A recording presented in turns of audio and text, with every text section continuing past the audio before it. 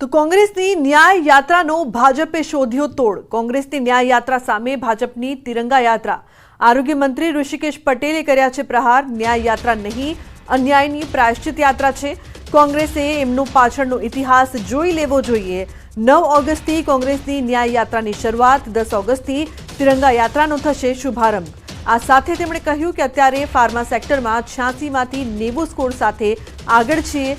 દેશમાં ઘણા બધા ફિલ્ડમાં ગુજરાત આગળ આવ્યું છે। સમગ્ર દેશમાં ગુજરાતથી ખેડૂતો માટેની આવક વધી છે। ખેડૂતોની આવક વધારવા સરકારે પ્રયત્નો કર્યા છે।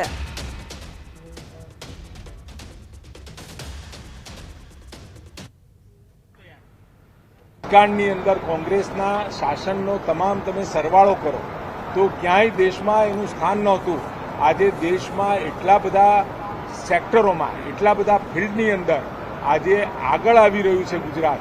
અને એમના પાછલા વર્ષોનો ઇતિહાસ પણ જો એ જરા જોઈ લે તો મને લાગે છે કે આવતા સમયની અંદર આ ન્યાય યાત્રા નહીં, એમને અન્યાય કરેલાની પ્રાયશ્ચિત યાત્રા છે। તો કોંગ્રેસની ન્યાય યાત્રા પર નીતિન પટેલનું નિવેદન। રાજ્યની શાંતિ દોહડવાના ન્યાય યાત્રા કોંગ્રેસની રેલીનો હેતુ અપ્રાસંગિક અસરગ્રસ્તોની સહાનુભૂતિ માટે રેલી।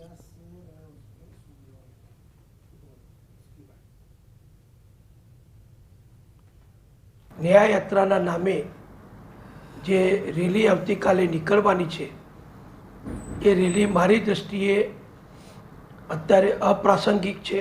જે હેતુ રાખ્યો છે એ હેતુ પણ અત્યારે અપ્રાસંગિક છે। જે બનાવોને લઈને કોંગ્રેસ અત્યારે આ રેલી કાઢી રહી છે એ બનાવો ઉપર ગુજરાત સરકારે, ગુજરાત નામદાર હાઈકોર્ટે અનેક રીતના પગલાં લીધા છે અને અસરગ્રસ્તોને નિમિત્ત બનાવી પ્રજાની વચ્ચે જવાનો કાર્યક્રમ કોંગ્રેસે કર્યો છે। તો કોંગ્રેસની ન્યાય યાત્રા મુદ્દે પ્રદેશ કોંગ્રેસ પ્રમુખ શક્તિસિંહ ગોહિલનું નિવેદન સામે આવ્યું છે। મોરબીના એ પીડિતોના અવાજને સાથે લઈને 9 ઓગસ્ટથી કોંગ્રેસ પક્ષની ન્યાય યાત્રા શરૂ થઈ રહી છે। અમારા સેવાદળના રાષ્ટ્રીય અધ્યક્ષ શ્રી લાલજીભાઈ દેસાઈની આગેવાનીમાં આ યાત્રા નીકળશે। મોરબીથી રાજકોટ, રાજકોટથી સુરેન્દ્રનગર જિલ્લામાં થઈ, વિરમગામ થઈ અમદાવાદ જિલ્લામાં પ્રવેશ કરી મહાત્મા ગાંધીજીના આશ્રમ ખાતે યાત્રા આવશે અને એ પછી ગાંધીનગર તરફ આ યાત્રા પ્રયાણ કરશે। તો રાજ્યભરમાં હર ઘર તિરંગા યાત્રા અભિયાન, ગૃહ રાજ્યમંત્રી હર્ષ સંઘવીએ અભિયાન વધાર્યું છે આગળ। નવરંગપુરામાં ધ્વજ વિતરણમાં લીધો ભાગ। તો પોલીસ અધિકારીઓ પણ ઉપસ્થિત રહ્યા। 8 થી 15 ઓગસ્ટ સુધી હર ઘર તિરંગા અભિયાન યોજાશે। 10 ઓગસ્ટે રાજ્યભરમાં તિરંગા યાત્રા અભિયાનની શરૂઆત। 10 ઓગસ્ટે ભાજપના રાષ્ટ્રીય અધ્યક્ષ જેપી નડ્ડા રાજકોટમાં અભિયાન શરૂ કરાવશે।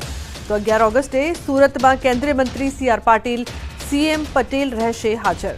12 ઓગસ્ટે વડોદરા ખાતે તિરંગા યાત્રાનું આયોજન છે। તો 13 ઓગસ્ટે કેન્દ્રીય ગૃહમંત્રી અમિત શાહની હાજરીમાં અમદાવાદમાં યોજાશે કાર્યક્રમ।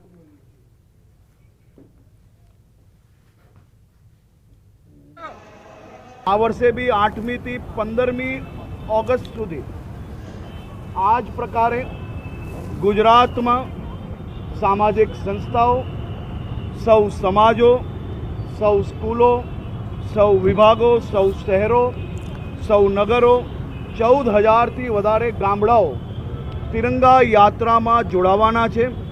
સૌ ગામોમાં બી તિરંગા યાત્રાનું આયોજન કરવામાં આવ્યું છે। તો 10 ઓગસ્ટથી ભાજપની હર ઘર તિરંગા યાત્રાનો પ્રારંભ થશે। વર્ષ 2024થી રાજ્યની પહેલી હર ઘર તિરંગા યાત્રા રાજકોટમાં યોજાનાર છે। 15મી ઓગસ્ટ પહેલા રાજકોટમાં દેશભક્તિનો રંગ જોવા મળી રહ્યો છે, જે માટે CM ભૂપેન્દ્ર પટેલ તેમજ કેન્દ્રીય મંત્રીઓ પણ ઉપસ્થિત રહેશે। આ યાત્રા શહેરના બહુમાળી ચોક ખાતે નીકળશે, જે જુબેલી ચોક ખાતે આવેલી ગાંધીજીની પ્રતિમા ખાતે પૂર્ણ થશે। લગભગ 2 કિલોમીટર જેટલી આ યાત્રા માટે મનપા કમિશનર સહિતના અધિકારીઓએ તૈયારીઓને આરંભી છે। યાત્રા રૂટ ઉપર ખાસ તિરંગા થીમ ઉપર મંડપની સાઇડ બનાવવામાં આવી છે। ઠેર ઠેર તિરંગા યાત્રાનું અભિવાદન કરવામાં આવશે। ગુજરાત રાજ્યના માનનીય મુખ્યમંત્રી શ્રી ઉપરાંત કેન્દ્રીય મંત્રીશ્રીઓ રાજ્ય સરકારના સન્માનનીય મંત્રીશ્રીઓ અને સૌ પદાધિકારીઓ પણ આ તિરંગા યાત્રાનો રૂટ આપણે બેઠા છીએ એ સ્થળથી ચાલુ થઈ અને ગાંધી સ્મૃતિ જ્યુબિલી ગાર્ડન પાસે ત્યાં આગળ એનો અંત થશે અને લગભગ 1.5 કિલોમીટર જેટલો યાત્રાનો રૂટ છે। રાષ્ટ્રીય પર્વ 15મી ઓગસ્ટ પહેલા જ રાજકોટ શહેર છે તે દેશભક્તિના રંગે રંગાઈ ગયું છે। રાજકોટ શહેરમાં આગામી 10 ઓગસ્ટથી તિરંગા યાત્રા નીકળનાર છે। રાજ્યના મુખ્યમંત્રી ભૂપેન્દ્ર પટેલ છે તે આ તિરંગા યાત્રાને પ્રસ્થાન કરાવશે। રાજકોટ શહેરના બહુમાળી ભવન ચોક ખાતેથી આ જે છે તિરંગા યાત્રા નીકળવાની છે। ત્યારે હાલમાં જે રીતના તડામાર તૈયારીઓ કરવામાં આવી રહી છે, શહેરના જે મુખ્ય માર્ગો છે જે જગ્યાએથી તિરંગા યાત્રા નીકળવાની છે તે જગ્યાએ અત્યારે જે છે એ તિરંગા લગાવી દેવામાં આવ્યા છે। ખાસ કરીને તિરંગાની સાઈડો પણ જોવા મળી રહી છે। જે છે આ સમગ્ર રોડ છે અત્યારે અહીંયા તિરંગા જે છે એ લગાવી। ગુજરાત SC/ST સમાજે 21 ઓગસ્ટે ભારત બંધના એલાનને સમર્થન આપ્યું છે। સુપ્રીમ કોર્ટે SC/ST કોટા અનામત મુદ્દે નિર્ણય કર્યો છે, જેને લઈને SC/ST સમાજમાં નારાજગી ફેલાઈ છે। અમદાવાદમાં SC/ST સમાજની બેઠક યોજાઈ હતી, જેમાં બંધને સમર્થન આપવાનો નિર્ણય કરાયો છે।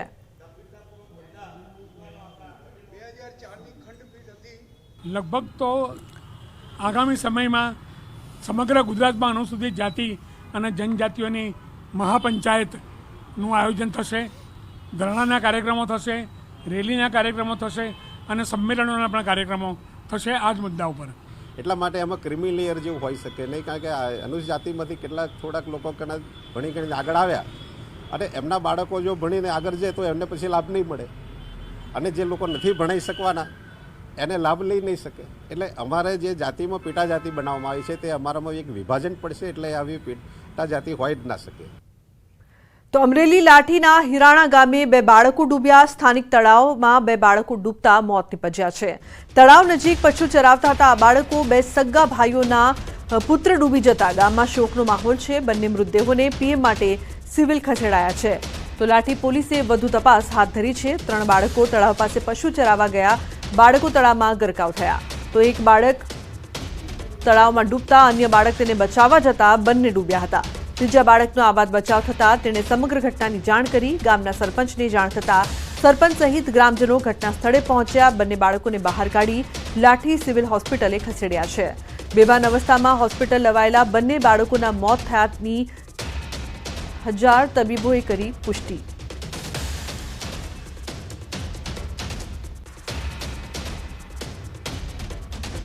તો સાબરકાંઠાના પ્રાંતિજમાં સતત ત્રીજા દિવસે ટ્રાફિક જામ। રોડના કામને લઈને લોકોએ રસ્તો બ્લોક કર્યો। અમદાવાદ હિંમતનગર હાઈવે પર ટ્રાફિક જામ। બિસ્માર અને ખાડા ખડિયાવાળા રોડ પર ધૂળની ડમરીઓ ઉડતા બીજા દિવસે પણ ચક્કાજામ।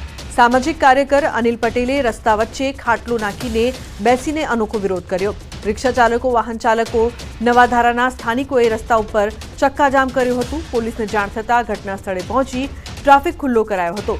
તો પોલીસ દ્વારા રસ્તા વચ્ચે ખાટલો નાખીને બેઠેલ સામાજિક કાર્યકર અનિલ પટેલની ખાટલા સાથે કરી અટકાયત।